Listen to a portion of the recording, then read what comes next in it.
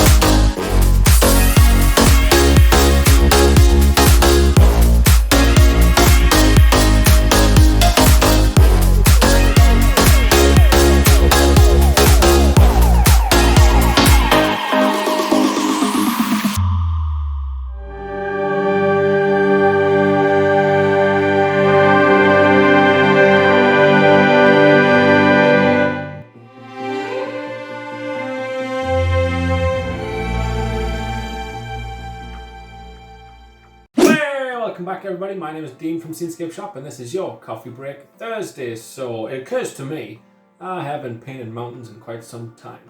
I was sitting back enjoying my third beer of the year last week. I looked at the can of Coors and thought, by God, that's a beautiful mountain. And this mountain that they use on their branding is actually a Wilson Peak. Beautiful set of mountains it is too.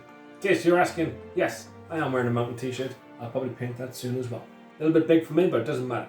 Mountains stand proud, no matter what. Doesn't matter what shape or size mountains are, they're built to last, battle tested. They endure, which is why they appeal to me.